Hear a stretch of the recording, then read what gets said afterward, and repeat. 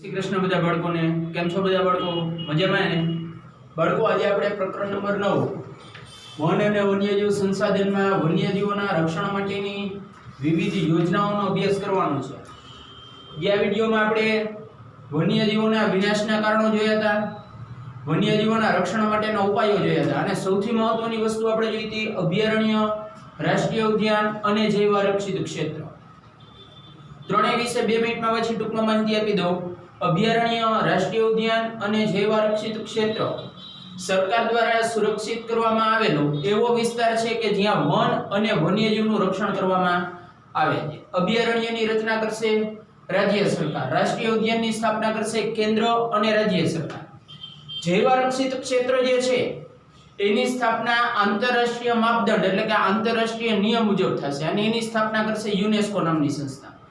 ત્રણેય જગ્યાએ એક જ મહત્વનું કામ કરવામાં આવે છે, વન અને વન્યજીવનું રક્ષણ કરવું। જૈવ આરક્ષિત ક્ષેત્રમાં બે વસ્તુ કરવામાં આવશે, પ્રાકૃતિક બાબતોનું રક્ષણ એટલે કે વન અને વન્યજીવનું રક્ષણ અને સાંસ્કૃતિક બાબતોનું રક્ષણ કે જંગલ વિસ્તારમાં જે અમુક આદિવાસી પ્રજા હજી વસવાટ કરે છે એની જે સંસ્કૃતિ છે, એનું જે કલ્ચર છે, એની જે રહેણી કરણી છે એના રક્ષણનું કાર્ય જૈવ આરક્ષિત ક્ષેત્રમાં કરવામાં આવે।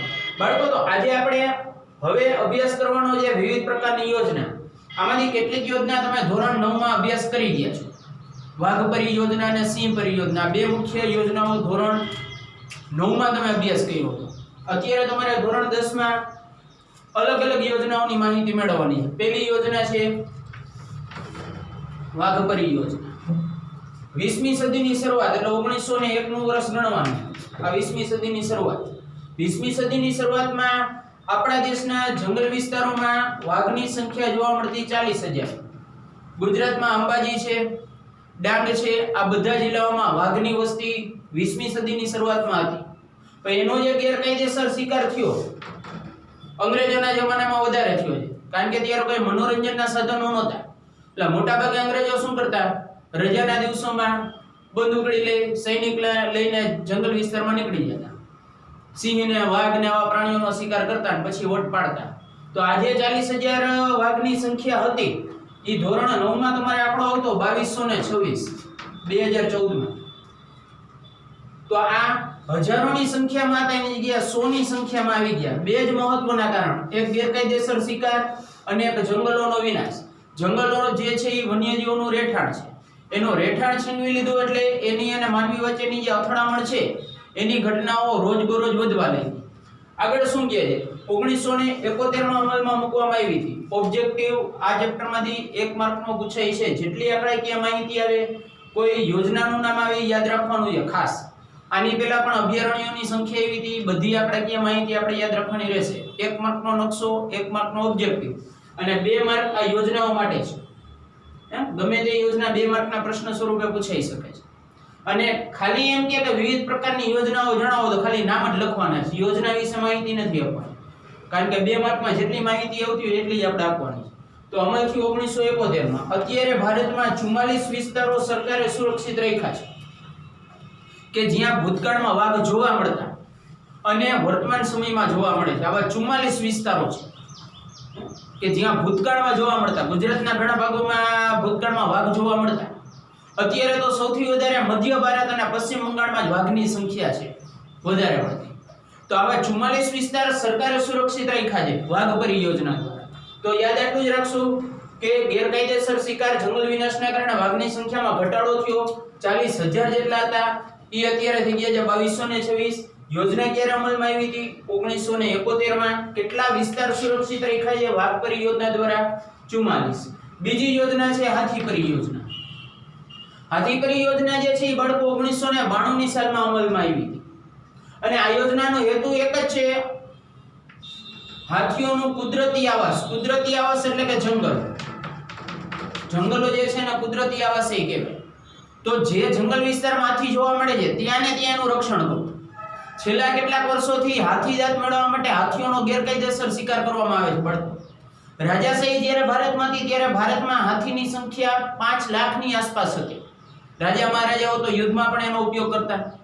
અત્યારે હાથીઓની સંખ્યા તમે ઇન્ટરનેટમાં તપાસ કરશો તો ખબર પડશે 50 થી 55,000 જ બચ્યા છે। 5 લાખમાંથી ડાયરેક્ટ 50,000 થઈ ગયા, વિચાર કરી લો। રીઝન એક જ છે, હાથી દાંત મેળવવા માટે. તો આ હાથી પરિયોજના 1992 માં અમલમાં મૂકવામાં આવી હતી. એનો એક જ મહત્વનો હેતુ છે કે કુદરતી આવાસમાં હાથીઓનું રક્ષણ કરવું. પાલતુ હાથીઓનું રક્ષણ આ યોજના દ્વારા કરવામાં આવે છે. તમે દક્ષિણ ભારતના કેટલાક રાજ્યોમાં જશો, કર્ણાટક, કેરળ, તમિલનાડુ, અહીંયા લોકો હાથી પાડે છે. વિચાર કરજો, એની રોજબરોજની આર્થિક પ્રવૃત્તિ માટે કરે છે. અને જંગલ વિસ્તારમાં ટ્રાન્સપોર્ટેશન માટે હાથીનો ઉપયોગ કરવામાં આવે. અહીંયા જંગલમાં કોઈ ગામડે રહેતા હોય, એક ગામમાંથી બીજા ગામમાં જવું હોય, નાનું ફેમિલી હોય તો એક હાથી બાંધી લે, મોટું ફેમિલી હોય તો બે હાથી બાંધી લે. કારણ કે જંગલ વિસ્તારમાં બીજું કોઈ વાહન વ્યવહાર શક્ય નથી. એટલા માટે આપણે અહીંયા હાથીનો જ ઉપયોગ કરીએ છીએ. છોટા હાથી નથી બાંધતા. આપણે છોટા હાથી બાંધી, એ લોકો રિયલ હાથી બાંધે. તો ઘણા લોકો તમે દક્ષિણ ભારતમાં જશો તો એ હાથી પાડશે. તો આ યોજના દ્વારા જે પાલતુ હાથીઓ છે એનું રક્ષણ કરવાનો સરકારે હેતુ રાખ્યો છે. આ યોજના દ્વારા તમને નહીં ખ્યાલ હોય બાળકો, દક્ષિણ ભારતમાં જે માલિકો છે કે જેણે હાથીઓ પાડ્યા છે, એમાં અમુક રકમ અહીંયાની રાજ્ય સરકાર એ લોકોને ચૂકવે છે. કારણ કે હાથીનો ખોરાક વધારે છે, એટલે એના ખાવાના, પછી એના આરોગ્યના, એને લગતે જે ખર્ચો છે એમાંથી અમુક રકમ રાજ્યની સરકાર આપે છે. આગળ શું કહે, 26 જેટલા વિસ્તારો સરકારે સુરક્ષિત રાખ્યા છે હાથી પરિયોજના દ્વારા. આમાં કેટલા રાખ્યા હતા? 44. આમાં કેટલા રાખ્યા છે? 26. ત્યાર પછી છે ગેંડા પરિયોજના. ભારતની જ્યારે વૈવિધ્યસભર વન્યજીવ સૃષ્ટિની વાત થતી હતી બાળકો, ત્યારે મેં તમને કીધું કે એક સિંગી ગેંડો જે છે એ ભારતનું વિશિષ્ટ પ્રાણી છે. અહીંયા વચ્ચે નાકનો જે ભાગ છે, અહીંયા વચ્ચે શિંગડું હોય છે. ગેંડા તો દુનિયાના ઘણા દેશોમાં જોવા મળે છે, પણ એક સિંગી ગેંડો જે છે એ ભારતનું વિશિષ્ટ પ્રાણી છે. અમુક પ્રદેશોમાં જ જોવા મળશે. ભારતમાં એ બધી જગ્યાએ નથી જોવા મળતા. બ્રહ્મપુત્ર નદીનો જે ખીણનો કે નદી કિનારાનો જે વિસ્તાર છે અહીંયા તમને જોવા મળશે ગેંડા, એક સિંગી ગેંડા. તો એક સિંગી ગેંડો એ ભારતનું વિશિષ્ટ પ્રાણી છે. એના રક્ષણ માટે સરકારે એક કાર્યક્રમ શરૂ કર્યો છે. કાર્યક્રમનું નામ અહીં લખ્યું છે, રાઇનો વિઝન 2020. ગેંડાને અંગ્રેજીમાં રાઇનો કહેવાય ને, રાઇનો વિઝન 2020. આ યોજનામાં સરકારનો હેતુ એક જ છે કે ભાઈ 2020 ની સાલ આવે. અત્યારે કઈ હાલે છે? ઘણા એમ કે કોરોના હાલે. હા, એ તો હાલે જ છે ભાઈ, કોરોના તો હાલે જ છે, પણ સરકારનો હેતુ એ હતો કે 2020 ની સાલ આવે ત્યાં લગીમાં ભારતમાં એક સિંગી ગેંડાની સંખ્યા 3000 સુધી પહોંચાડવી. અત્યારે 3400 ની આસપાસ પહોંચી ગઈ છે. એનો મતલબ એમ થાય કે સરકારે આ જે કાર્યક્રમ અમલમાં મૂક્યો એનો આપણને ઘણો ફાયદો થયો છે. સરકારનો ટાર્ગેટ હતો 3000 સુધીનો, અત્યારે લગભગ 3400 જેટલા એક સિંગી ગેંડાની સંખ્યા ભારતના જંગલ વિસ્તારમાં થઈ ગઈ છે. સારી બાબત કહેવાય. તો તમને ઓબ્જેક્ટિવ આવે પૂછી શકે, એક સિંગી ગેંડા માટે કયો કાર્યક્રમ? રાઇનો વિઝન 2020. હેતુ શું છે? 3000 લગી ગેંડાની સંખ્યા, એક સિંગી ગેંડાની સંખ્યા લઈ જવી. ત્યાર પછી છે ઘડિયાળ પરિયોજના. ઘડિયાળ જે છે એ બાળકો એક મગરની પ્રજાતિ છે, અને મોટા ભાગે તમને આ મગરની પ્રજાતિ છે એ મીઠા પાણીમાં જોવા મળશે. 1970 નો જે દયકો હતો, લુપ્ત થવાની તૈયારીમાં હતા. બહુ ઓછા ઘડિયાળ બચ્યા હતા. ઓલી ચાચ જેવું મોઢું હોય, હા ઈ આ ઘડિયાળ. ચોપડીમાં ફોટો એક જ જોઈજો બધે. તો 1970 ના દયકામાં લુપ્ત થવાની એટલે કે સમાપ્ત થવાની તૈયારીમાં હતી ઘડિયાળ. પણ સરકારે સમયસરના પગલાં લીધા અને સરકારે આના રક્ષણ માટે ઘડિયાળ પરિયોજના અમલમાં મૂકી. ક્યારે અમલમાં મૂકી એનો કોઈ ઉલ્લેખ ચોપડીમાં આપ્યો નથી. તમારે ખાલી આ સાલ યાદ રાખવાની છે. તો બાળકો હવે આપણે બાકીની જે યોજનાઓ છે એની માહિતી મેળવીએ. ચાલો બાળકો, તો પાંચમી યોજના છે ગીધ પરિયોજના. ગીધ જે છે એ કુદરતનો સફાઈ કામદાર ગણાય. ઓબ્જેક્ટિવ માટે મોસ્ટ એમપી. કુદરતનો સફાઈ કામદાર કોણ ગણાય બાળકો? ગીધ. કારણ કે ગીધ જે છે એ મરી ગયેલા પશુ અને પ્રાણીઓનું માંસ ખાય, એ એનો ખોરાક છે. પહેલાના જમાનામાં કોર્પોરેશન નહોતી, અત્યારે તો કોર્પોરેશન છે. તો મરી ગયેલા જે ઢોર કે પશુ હોય છે એની ગાડી આવશે, ઉપાડીને એનો નિકાલ કરી આવશે. એટલે તેના અસ્તિત્વની માથે જોખમ આવી ગયું છે. બધું માંસ ખાઈ જાય, ખાલી હાડકા જ વધવા દેશે. અને એની સૂંઘવાની શક્તિ બહુ વધારે હશે. આકાશમાં ઊંચે લગી ઉડતા હોય તો એ ખબર પડી જાય કે ભાઈ ફલાણી જગ્યાએ મરી ગયેલું પ્રાણી અથવા પશુ પડ્યું છે. કેટલાય પછી ગીધ ભેગા થઈ જાય, લંચ ને ડિનર કરી લે. તો અત્યારે આના અસ્તિત્વ સામે જોખમ એટલા માટે થયું છે કારણ કે આધુનિક સમયમાં આ જે પશુ કે પ્રાણીઓ છે એનો નિકાલ કોર્પોરેશન જ કરે. 9 પ્રજાતિ જોવા મળતી. ઓબ્જેક્ટિવ માટે આ યાદ રાખવાનું છે. કુદરતનો સફાઈ કામદાર પૂછે તો ગીધ. કેટલી પ્રજાતિ જોવા મળતી? 9. એમાંથી કેટલીક સમાપ્ત થઈ ગઈ છે. અત્યારે 3 કે 4 જ પ્રજાતિના ગીધ ભારતમાં તમને જોવા મળશે. અને એના રક્ષણ માટે 2004માં સરકારે યોજના અમલમાં મૂકી હતી. એનું નામ હતું ગીધ પરિયોજના. ત્યાર પછી છે હિમદીપડા પરિયોજના. મેં તમને કીધું હતું બાળકો કે હિમદીપડો જે છે એ ભારતનું એક વિશિષ્ટ પ્રાણી છે. હિમાલય પર્વતમાં તમે 3000 મીટરની ઊંચાઈવાળા વિસ્તારમાં જશો, અહીંયા તમને જોવા મળશે સફેદ દીપડો. ઘણા લોકો હિમાલય પર્વતમાં ચડવાનું શોખ ધરાવતા હોય તો ઘણીવાર થતું હોય એવું કે ભાઈ એની શિકારની ઘટનાઓ વારંવાર વધી ગઈ હતી અને આ જે હિમદીપડા હતા એના અસ્તિત્વ સામે જોખમ ઊભું થયું હતું. કારણ કે હિમાલય પર્વતમાં ઘણા લોકો શું કરતા હોય, સ્થાનિક અહીંયાના જે પર્વતીય વિસ્તારમાં રહેતા હોય એના લોકોનો સપોર્ટ લેતા હોય, પછી રસ્તામાં આનો ભેટો થઈ જાય હિમદીપડાનો તો એને મારીને એનો શિકાર કરી નાખતા હોય છે. તો એના અસ્તિત્વની સામે જોખમ હતું, એટલા માટે સરકારે 2021 સાલમાં હિમદીપડા પરિયોજના અમલમાં મૂકી હતી. આ મુખ્ય યોજનાઓ છે. આ કોઈ પણ તમને 2 માર્કમાં પરીક્ષામાં પૂછાઈ શકે. હવે અન્ય યોજનાઓ ખાલી આપી છે ચોપડીમાં, ફકરા સ્વરૂપે આપી છે. એની કોઈ વધારાની માહિતી ટેક્સ્ટ બુકમાં નથી આપી, તો તમારે ખાલી નામ જ યાદ રાખવાના છે. હંગુલ પરિયોજના. હંગુલ જે છે એ હરણની એક પ્રજાતિ છે. ચોસિંગા છે, ચિત્તલ છે, કાળિયાર છે, આ બધી હરણની પ્રજાતિ છે, એમાંની એક છે હંગુલ. અને આ જોવા મળશે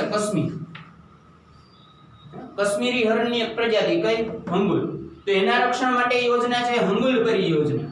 તે ઉપરાંત લાલ પાંડા પરિયોજના. હિમાલય પર્વત વિસ્તારમાં તમે જશો તો ત્યાં તમને લાલ પાંડા જોવા મળશે. લાલ પાંડા ચીનમાં સૌથી વધારે બાળકો, ચીન છે, નેપાળ છે, ભૂતાન છે, ભારતમાં એક જ જગ્યાએ છે અને એ છે હિમાલય પર્વતના ઠંડા વિસ્તાર. ત્યાં તમને લાલ પાંડા જોવા મળશે. તો એના રક્ષણ માટે લાલ પાંડા પરિયોજના છે. મણિપુર થામિલ પરિયોજના. થામિલ જે છે એ હરણની એક પ્રજાતિ છે. જેમાં એ કીધું ને હંગોલી હરણની એક પ્રજાતિ છે, એ જ રીતે થામિલ જે છે એ કોઈ ખાવા પીવાની વસ્તુ નથી, એ હરણની એક પ્રજાતિ છે. મણિપુરમાં જોવા મળશે. તો મણિપુર થામિલ પરિયોજના અમલમાં મૂકી છે થામિલ હરણ પ્રજાતિના રક્ષણ માટે. અને ગંગા ડોલ્ફિન પરિયોજના પણ અમલમાં છે. એની માહિતી પણ આપણે જોઈએ છીએ અહીંયા. આ હતી યોજનાઓ. હવે તમને ટેક્સ્ટ બુકમાં કેટલાક પ્રાણીઓના ફોટા આપ્યા છે. એમાંથી એક આ હિણોતરાનો ફોટો હશે, ટેક્સ્ટ બુકમાં જોઈજો. હિણોતરો જે છે એ શુષ્ક અને અર્ધ શુષ્ક વિસ્તારોમાં જોવા મળશે.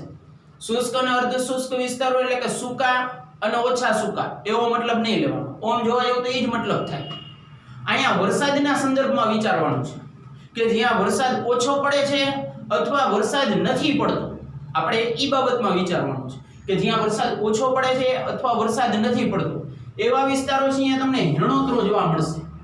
ગુજરાતમાં જોવા મળે છે. કચ્છનું નાનું રણ અને મોટું રણ બે જગ્યાએ તમને હિણોતરો જોવા મળશે.